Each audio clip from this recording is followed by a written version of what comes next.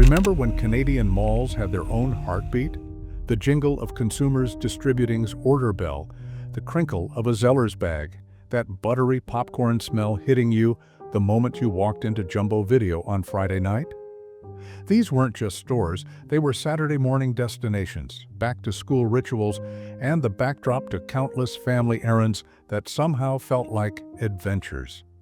If you're ready for a nostalgia trip through the stores that shaped Canadian shopping, hit that subscribe button now because number 1 on this list is going to shock you with how much we actually lost. Store number 10, Jumbo Video. Let's kick things off at number 10 with Jumbo Video, the weekend ritual that defined Friday nights from the late 80s through the early 2000s. Walk through those doors and you'd immediately hit that wall of buttery popcorn aroma, free for customers and guaranteed to put you in movie mood. These weren't the biggest video chains, but they were distinctly Canadian, focusing on smaller cities and suburban locations where they became weekend destinations for families. The browsing experience was pure tactile pleasure. Rows of clamshell VHS cases to flip through, later joined by DVD spine art. Kids would work through the kids section while parents debated between action and comedy. Everyone eventually met at the checkout with tonight's entertainment.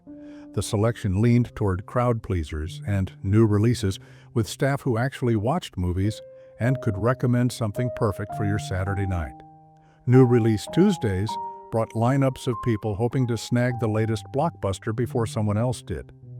The Be Kind Rewind era ended when Netflix mail service and early streaming made physical rental obsolete virtually overnight. Most Jumbo locations closed in the early 2000s, unable to compete with convenience delivered to your mailbox. That buttery smell hitting you at the door, the satisfying snap of VHS cases closing, and the shared anticipation of family movie night. Jumbo turned movie rental into a neighborhood tradition that streaming just can't replicate. Number 9. Towers Department Stores. Coming in at number 9, Towers Department Stores occupied that sweet spot between discount and department store, offering affordable fashion and housewares in Ontario and Quebec shopping centers from the 60s through 1990. They were the reliable middle option, nicer than pure discount chains, but more accessible than upscale department stores. The Towers aesthetic was pure 1970s mall anchor, gold and brown signage, wide aisles with that distinctive escalator whoosh echoing through multiple floors, and housewares sections that felt like browsing through a middle-class Wish catalog. Towers served the growing suburban market perfectly, anchoring plaza shopping centers and early enclosed malls. Their housewares floor became a weekend destination for newlyweds and young families furnishing their first homes, while the clothing sections offered work-appropriate fashion at department store quality with discount store prices. Rather than failing, Towers simply vanished through acquisition. Zellers bought the chain in 1990 and converted most locations overnight, flipping those familiar gold and brown signs to red Z logos almost before customers noticed the transition. If you shop Towers, you remember that color scheme, the satisfying feeling of finding exactly what you needed at fair prices, and the strange disorientation of walking into your store one day to find it had become something else entirely. Store number 8, Miracle Food Mart. At number 8, we've got Miracle Food Mart, the name given to the innovative Ontario division of Quebec's Steinbergs, flourishing throughout the 70s and 80s and becoming a dominant fixture in the Greater Toronto area. The brand identity was built on miracle discount pricing and plain black and white flyers, establishing it as the honest, smart, value-driven choice for suburban families. As a major component of the modern suburban plaza, it fundamentally changed how working-class families approached their multi-purpose errands, often paired with the massive Miracle Mart department store. The atmosphere was bright, purposeful, and efficient, marked by the constant bustle of cash registers and the inviting smell of its celebrated bake-off bakery. The chain was famously innovative, launching a Give Them the Facts transparency campaign and developing the massive Ultramart Superstore concept. Memories are vivid for those who remember the sheer thrill of their backdoor pickup service, where groceries traveled on a conveyor belt to the parking lot. You'd drive around back, pop your trunk, and staff would load your order while you waited in the car. The chain met its end when its parent company collapsed, leading to its sale to A&P Canada in the early 90s, with the physical stores eventually being absorbed into the Food Basics and Metro brands. The name is gone, but the spirit of Miracle Food Mart, making value shopping feel both smart and exciting, lives on in the Canadian discount grocery world. Store number 7, Consumers Distributing. Number 7 takes us to Consumers Distributing, Canada's original catalog showroom experience that dominated from 1957 to 1996. Before Amazon, before Click and Collect, there was Consumers Distributing. You'd flip through thick catalogs at home, circle what you wanted with that stubby pencil, then head to the store with your handwritten order slip. The process was beautifully simple and frustratingly slow. Fill out your slip with product codes, hand it to the clerk, then wait as someone in the back warehouse hunted down your items. That little bell would ding, the conveyor door would slide open, and your purchases would appear like magic. Consumers Distributing dominated the small appliance, electronics, and toy markets. Christmas shopping meant careful catalog study, comparing models and prices in black and white photos that never quite showed the real colors. You'd spend hours at the kitchen table, making your list, checking it twice, hoping everything would be in stock. But the model that made them successful eventually killed them.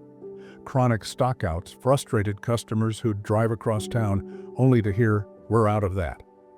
Slow service felt antiquated next to big box self-serve options, and maintaining both catalogs and warehouse space became unsustainable. By 1996, the last locations had closed. The ritual of filling out those yellow slips, the anticipation of waiting for the bell, and the mystery of what might actually be in stock. Pure pre-digital shopping nostalgia. Store number 6, Woodward's. Sliding into number 6, Woodward's owned Western Canada like no other chain could from 1891 to 1993. But their influence reached Ontario shoppers through their legendary reputation. From their flagship Vancouver store to locations across BC and Alberta, Woodward's understood their region's spirit: practical, unpretentious, and always ready for a good deal. The legendary $1.49 day sales turned Tuesdays into citywide events. That jingle, $1.49 day Tuesday, burrowed into your brain and stayed there all week. Families planned their schedules around these sales, rushing to grab everything from socks to school supplies at rock-bottom prices. The deals were so good that people would stock up for months, filling shopping carts with multiples of everything. Woodward's also pioneered the department store food court concept with full-service restaurants and fresh food counters that made them community gathering spots. Their downtown locations anchored entire business districts, employing thousands and defining the rhythm of city life. The early 1990s recession hit hard, and Woodward's regional focus became a weakness when Western Canada's economy stumbled. Heavy debt loads and aggressive competition from national chains delivered the final blow in 1993. You remember lining up early Tuesday mornings, the excitement of hunting through sale bins, and that satisfying feeling of scoring deals that felt almost too good to be true. Store number 5, Woolworths. At number 5, we've got Woolworths, or Woolco as everyone called it, the beating heart of the Canadian high street from the early 1900s until 1994. You could buy pick-and-mix sweets, cassette singles, toys, school supplies, and even socks, all under one roof. No trip to town was complete without popping in. It wasn't just a shop, it was a ritual. The smell of the pick-and-mix aisle alone is burned into memory. You'd grab a paper bag and fill it with penny candy, weighing it at the end and hoping you hadn't gone over your allowance. Fuzzy peaches, sour keys, gummy bears, licorice all sorts, all mixed together in a bag that would last maybe an hour if you had willpower. The lunch counter was legendary: red vinyl stools, a long Formica counter, and simple food that somehow tasted better than it should. grilled cheese sandwiches, fries, milkshakes, and that famous Woolworth's hot dog. You'd spin on those stools while waiting for your food, and the waitress knew your order if you were a regular. Woolworth's also sold records and cassettes, making it a destination for music lovers. You'd flip through the bins looking for the latest album or a classic you'd been wanting. The selection wasn't as deep as a dedicated music store, but it was convenient and affordable. When Woolworth's closed in 1994, we lost more than a store. We lost gathering places, lunch counter conversations, and that simple pleasure of browsing without any particular goal in mind. Store number 4, Eaton's. Number 4 brings us to Eaton's, and this one hits different because it wasn't just a store, it was Canadian retail royalty from 1869 to 1999. For 130 years, this department store empire stretched from coast to coast.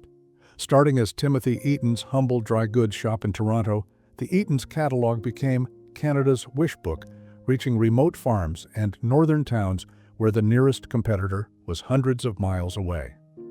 What made Eaton's special was the experience. Those brass elevators with uniformed operators, hushed carpeted floors that smelled like expensive perfume, and Christmas window displays that stopped downtown traffic. The Eaton's Santa Claus Parade became a national tradition, broadcast into living rooms across Canada every November. Shopping at Eaton's felt like an event. You'd dress up, take your time, and feel slightly more sophisticated just walking through those polished doors. The signature script logo on crisp white boxes meant quality, meant you'd bought something that would last. But grandeur became Eaton's downfall. Costly expansion into suburban malls, failed attempts to modernize, and nimble competitors offering better prices slowly chipped away at their empire. The final nail came in the late 90s when changing shopping habits and a botched repositioning left them unable to compete. The last Eaton's closed in 1999, ending 130 years of Canadian retail history. From marble floors to fresh fish counters out west, Eaton's set the standard by which many Canadians still measure quality and service in shopping. Store number 3, Zellers. The bronze medal goes to Zellers, Canada's friendly neighborhood department store from 1931 to 2013, and this one probably hurts the most because it was so recent. Zellers was the place where ordinary families felt at home. Under the Hudson's Bay Company umbrella, Zellers positioned itself as the accessible alternative to fancier department stores, with that familiar red Z logo welcoming families for decades. What set Zellers apart was the total experience. Beyond clothes and household goods, most locations housed the Skillet restaurant, where tired shoppers could grab surprisingly decent fries and a coffee. It became the unofficial Canadian family ritual. Shopping, followed by a skillet break.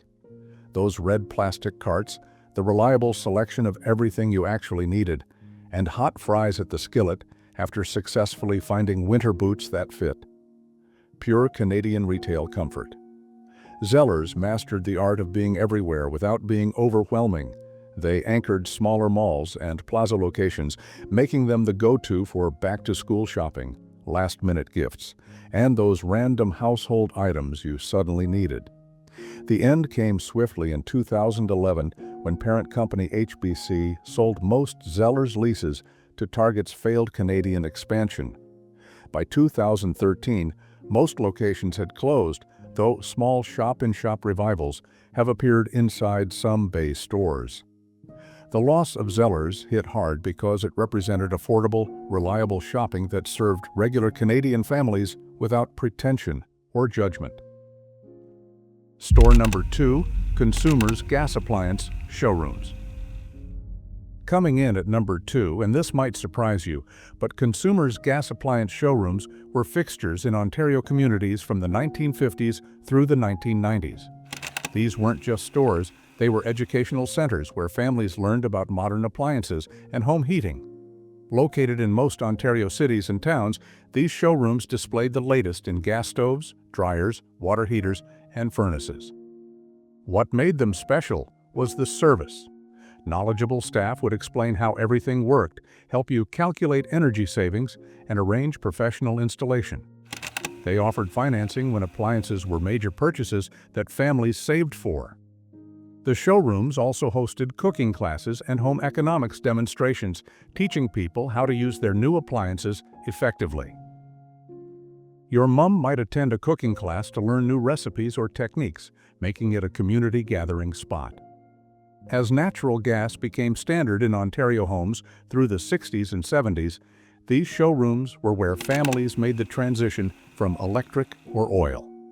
The staff guided you through the change, explaining benefits and addressing concerns. The showrooms began closing in the 90s as big box retailers like Home Depot and Future Shop took over appliance sales. The personal service and education disappeared, replaced by warehouse-style shopping where you were on your own. For Ontario families, consumers' gas showrooms represented a time when buying appliances meant building a relationship with people who genuinely wanted to help you make the right choice. Store number 1, Dominion Stores. And here we are at number 1, the store that defined Canadian grocery shopping for generations, Dominion Stores from 1919 to 1999. Dominion wasn't just a store, it was where your family shopped, where your mom knew the butcher by name, where the produce manager would set aside the best tomatoes if you asked nicely. For 80 years, this department store empire dominated Ontario, Quebec, and Atlantic Canada. Starting as a small operation in Toronto, Dominion grew to become the dependable mid-range choice for the expanding middle class, symbolizing the crucial shift from small grocers to modern, efficient supermarket culture. Inside, the massive stores boasted wide, bright aisles and a comforting atmosphere where the smell of coffee and fresh bread mixed with the distinctive aroma of sawdust from the meat department. Dominion pioneered the comprehensive supermarket experience, notable for its in-house brands and specialized departments like the baker's oven. The meat counter was legendary. Real butchers in white coats who'd cut exactly what you wanted, offer cooking advice, and remember that your family liked their roasts a certain way. The bakery produced fresh bread daily, and that smell would hit you the moment you walked in. For a generation, Dominion was the reliable backdrop to the weekly family shop where parents expertly pushed metal carts and kids begged for treats from the cookie aisle. The Dominion logo, that distinctive script, meant quality and trust. But grandeur became Dominion's downfall, just like Eaton's.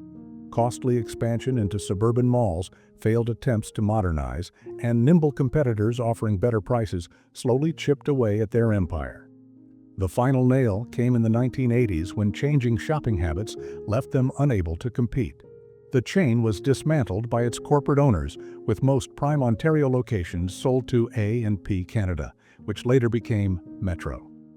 Though the name largely faded from the mainland, dependable Dominion stores remain the standard by which many Canadians measure comfort and quality in grocery shopping.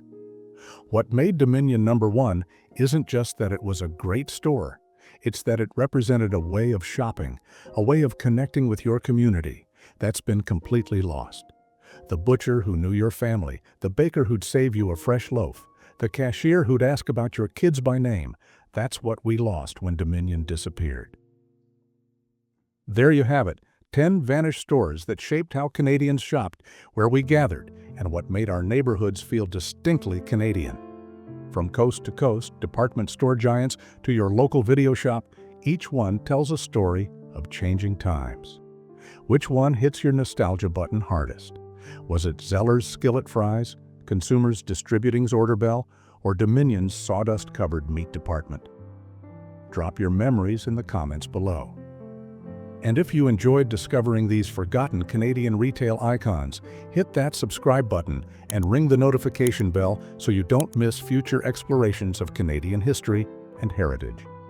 Share this video with anyone who remembers the joy of Saturday shopping at stores that actually knew your name. Next week, we're diving into Canadian restaurant chains that disappeared, and trust me, if these stores got you nostalgic, that one's going to hit even harder. Thanks for watching, and remember, the past isn't just memory, it's proof that we knew how to build communities before we forgot how.